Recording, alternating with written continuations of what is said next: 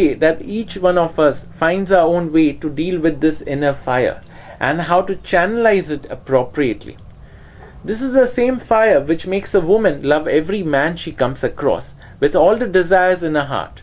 This is also the same fire which makes a woman destroy someone's house through her seductive charm. The difference lies in the intention and the mode in which this resource is used. This is not a drug which we need to consume to experience the effects. Effects of a drug are temporary. Passion and anger form a part of every human soul. It is the people we meet and the circumstances we experience which decides how we ignite them.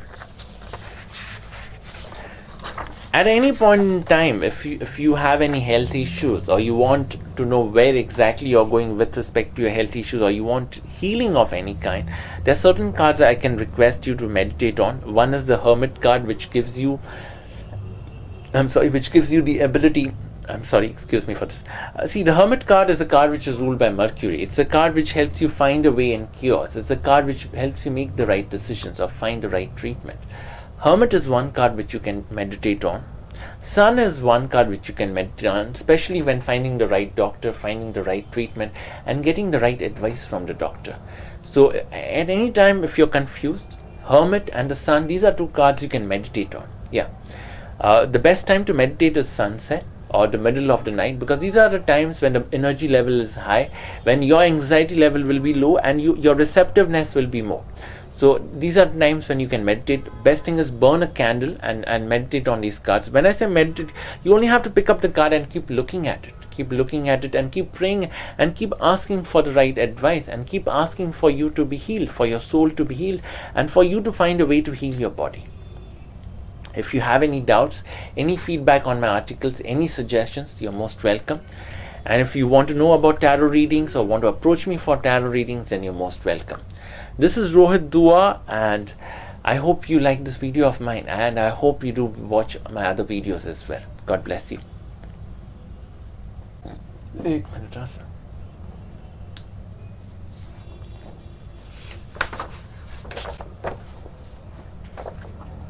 My name is Rohit Dua. I'm a tarot card reader. I'm going to read out one of my articles, The Cards of Separation in Tarot, Part 1. I published this article in May 2012. Do go through this entire video. Don't leave it halfway. Do watch it completely. And do read my articles if you can, or at least watch my other videos online. And if you have any feedback, any suggestions, they are most welcome. At any point in time, if you wish to know how a tarot reading is done, or what tarot cards are, how they are useful in a reading or for fortune telling, or how you can benefit from a reading, or even if you wish to go for a reading, you're most welcome. All you need to do is send me an email. Call me on my numbers. There are times I'm not able to answer my call, so do forgive me for that, but you can always leave a message. And how to get in touch with me or how to get my contact details, the best way is to go to any search engine like Google. I'm grateful to Google for many things. So you go to a search engine like Google, you type 3 keywords. The first keyword would be my first name, that is Rohit, spelled as R for Rotterdam, O for Oscar, H for Hong Kong, I for Indonesia, T for Tango, Rohit, space. The second keyword would be my last name, that is Dua, spelled as D for Delta, U for United, A for Alpha, space. The third keyword would be tarot, that's T for Tango, A for Alpha, R for Rotterdam, O for Oscar, and T for Tango. When you type these 3 keywords and search them on any search engine, you'll come across my profile on different sites, and my contact details will also be listed. This article, The Cards of Separation in Tarot, Part 1. Emotional separation is an important experience in life. It shows us the nadir of our existence, a phase where we feel as though we are stuck up in sinking sand and there is no way out for survival. It also makes us appreciate and respect any good experience that we come across post that phase. The suit of swords in the pack of tarot cards is one elemental suit wherein most of the cards denote or imply emotional and human suffering. The 3 of Cards is a card ruled by the planet Saturn. This is the 3 of Cards. I'm using a Morgan Gree tarot deck. This is one of the best tarot decks I've come across. I've been using a couple of other decks as well, and each of them is a very beautiful deck. You have Clive Barrett's Ancient Egyptian Tarot. You have the Rider-Waite Tarot deck. You have many decks online. I mean, some of them are really, really beautiful decks. Even the Hermetic Tarot deck, it's a very gorgeous deck. the Thought deck, the Ashley Crowell deck. That is a beautiful deck. I love each one of them. Even this is a very beautiful deck. The Three of Swords is a card which is ruled by the planet Saturn. Saturn as a planet is a karmic planet, one which is very stubborn, rigid, straightforward, and a no-nonsense kind. Usually, placement of a strong Saturn in the horoscope chart of a native creates obstacles in love life and makes one go through a life where every experience is an extreme, whether good or bad. It's a planet which makes you go through extreme situations. Either it is way too good or way too worse. It gives you desires, but the means to achieve those desires will not exist. This planet makes you respect and appreciate life through the suffering that it makes you go through. The planet is not at fault. It is our own past karma that we carry forward in this birth. Let me get back to the Three of Swords card. This card implies a situation where we find someone who's everything that we have desired for in this life of ours. Love takes its own course over a period of time. You end up giving more to this relationship than what it deserves. You do not have any social backing or any support system within your so-called family or blood relatives. You end up assuming that this person will take care of everything. He or she will save you when you need someone to help you get back on track. However, you end up forgetting that your vulnerability is known to this soul, and this soul is a true hypocrite who takes advantage of the situation and used you well enough to suit his or her needs. Suddenly, this relationship reaches a phase where you realize that this person is not what you expected him or her to be. You are stabbed so badly and in such a disgusting manner. The only feeling that stays or lingers in your heart is bitterness, humiliation, and a desire to curse this soul from the core of your heart. What this card also implies is the manner in which you will handle or manage this phase. You will not share your pain with anyone else. I am not saying that your suffering will remain a closed secret. Even if it is known to the entire world around you, you're going to keep quiet about it and suffer in silence. This is a card where you weep in silence. You cry within yourself, within your heart, and you keep quiet about it. You don't let anyone else know. And it's not a secret, it's a sword card, so nothing remains a secret. It's known to everyone around you, and that makes things more painful and humiliating at times. The Ten of Swords is another chronic card and also a very strong card.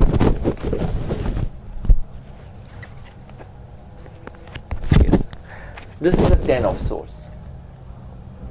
This is a card which implies the peak of suffering in any reading. Where you've reached the phase where the suffering is the most chronic, the most painful, and the most bitter. This is a card where the people you trust, the people who you call your so-called blood relatives and well-wishers, these are the ones who might stab you on the back, and the manner in which they will stab you is going to be very painful and disgusting. The Ten of Swords is another chronic and strong card. It denotes an excessive amount of suffering and a phase where the situation is beyond your reach or control.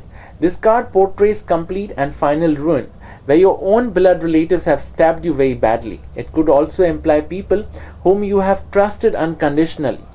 They have been very shrewd and have ensured that there is no way out left for you so as to escape. With this card, your suffering will not be hidden either. It will be known to each and everyone around you. However, what needs to be noted is that this card implies the last phase of suffering or that particular event which has been very close to your heart. This card also implies that post this phase, you will be more fearless and audacious. Suffering will not be very new to you and something that you can live with. It is an important experience for any human soul, because once you go through such a phase, you live through the dark side of life. To survive through such an event will only make you a survivor. Personally, I have immense respect for people who suffer through such events or who survive through such events. People who suffer endlessly but never speak or brag about their sufferings. If I have to name a few people who have been through this and who have been true blue survivors in life, then the list would include names like author and poetess Amrita Pritam, Dr. John Forbes Nash, actress Jennifer Connelly, the one who got the best supporting actress for A Beautiful Mind, singers like Asha Bhosle, Jagjit Singh, and many more. I'm sure suffering is not new to anyone. However, to go through a traumatic life, to survive through that mess and rise from your own ashes is nothing less than a miracle. In this article or blog, I have covered two cards which imply excessive suffering on the emotional level as well as day-to-day life. At times, your circumstances take you away from mainstream life, a life which you end up living on the edge, an existence which makes you a social stigma for no fault of your own. If this article or blog is of any use to the reader, or if this video is of any use to the viewer, then that would make me very happy. However, if anyone thinks this article was not worth the read, even then your feedback is most important or welcome. I hope to learn from my own mistakes, and as a reader you can help me identify those mistakes. May God bless you, and do take care of yourself. Any doubts, any queries, any feedback is always welcome. This is Rohit Dua. Do contact me. God bless you. Bye. My name is Rohit Dua. I'm a tarot card reader. I'm going to read out one of my articles in this video of mine. Any feedback, any suggestions are always welcome. If you want to know how to go about a tarot reading or all I need for tarot reading, you can always get in touch with me. I do blind readings most of the time. Blind readings in the sense I don't need any personal details from your end. All I need is your willingness to go for a reading and obviously the payment. And once the money is received or the fees are received, you can always get a reading done. There are different ways and means of getting a reading done from me. Your privacy is since I do blind reading, so the element of the issue of privacy does not arise because I don't know anything about you, and neither do I wish to know. All I need to know is just your name, and once you confirm that so and so is your name and you've made the payment, you come to me for a reading, and I'll pull out the cards for you, because the details about your life are not needed, because the cards are there for me to give the situational information. It's the cards which tell me what all information I need to know, which I obviously will inform you once the reading starts, and that itself is more than sufficient for me. If the reading is negative, then obviously you are bound to be more proactive, more cautious. You will be more capable enough, or should I say, you will have it in your mind that yes, there is a struggle down the line in my life, and I need to be careful about that. If the reading is positive, then you can be more adventurous. You know that taking a risk is not difficult, or at least is something that you can try. But yes, irrespective of what your objective is, you can always get in touch to me. You can always get in touch with me. I'm not someone who's very difficult to get in touch with, trust me. The Rituals of Death, Part 1. I published this article in August 2012 online. Any doubts, any queries, please do get in touch. The day any human soul is born, we know that the same soul will leave his or her physical form and experience the eventuality of death. Birth, mating, procreation, and death, these are the rituals of living which are predestined, inevitable, and controlled by a higher power. Birth and death are inevitable, but mating and procreation may vary from individual soul to soul. In between these events, we try and make attempts to live our lives. Life, which is an accumulation of circumstances, situations, traits, flaws, vices, karma, and its constraints, ability to choose, and the choices that we make. Not everything that we do has a purpose or an intention, which we could be aware of. We live from one moment to the other, and the transition is so seamless that we do not realize that each of these events end up creating what we call as memories. Our perceptions and our understanding, or our ability to understand what we come across or go through, these aspects or elements nourish the soul in the form of suffering, trauma, losses, and those short-lived phases of happiness. Every experience has got its relevance, whether we like it or no. Trauma and suffering increases your power of tolerance and emotional stamina. To survive through pain and humiliation, the more you suffer, the more you learn to live with it. Although no one wants to suffer, but the extent of suffering is not something we get to decide or alter. From a pragmatic perspective, death is a mode of freedom from the cycle of existence. Your suffering has to end someday. If not in your lifetime, then the day your soul leaves the body. Death is an important event in the evolution of the human race. It is an event which is sacred and venerated in the form of rituals. The rituals may vary extensively depending on demographic or geological factors, socioeconomic factors, religion, race, relevance in terms of one's faith, and the mode of seeking spiritual solace. Whether the body goes through burial, cremation, or any other method, depending on the underlying religion or culture. Each sect or religion will promote what is acceptable to their respective faith. The guidelines are pre-reserved and stringently followed. What is pragmatic is, or what is propagated, is followed with pride and aplomb. Something that is considered a taboo is kept at a distance and not spoken about. Personally, I respect every religion, to each his own. We need to understand and realize the importance of discretion. Rituals and the medium of faith accompanying these rituals, these are sensitive elements of every sect, faith, and religion.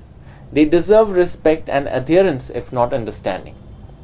I used to be curious and fascinated about Egypt, the land where the dead are worshipped with extensive and massive rituals. Preservation of the body and the process of creating a mummy is so extensive, intricate, complex, and skill intensive. Irrespective how much awareness one is blessed with, there's always a lot more that is still to be discovered. Since childhood, it was a desire of mine to visit the land of Nile and goddess Isis. However, after crossing 3 decades in terms of age, and considering the health issues that I'm blessed with, this may remain an unfulfilled desire. As children, we indulge in dreams and the notion that these dreams will come true. It is only with age and the harsh reality of existence do we realize that traveling requires financial resources which not everyone is blessed with. At the same time, an individual's life needs to be in compliance with the prevalent visa norms. The more we age, the more we realize the complexities of existence.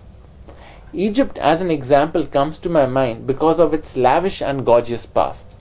I have been a huge fan of Wilbur Smith and the book authored by him, River God. I loved that book immensely. I read it in my college days. I read it 3 times when I first read it. I kept rereading it. And then many years later, almost 6 or 7 years later, I read it again. And that's one book, when I read it, when I reach the end of the book, I end up crying. I don't know why. It's one book which is very close to my heart.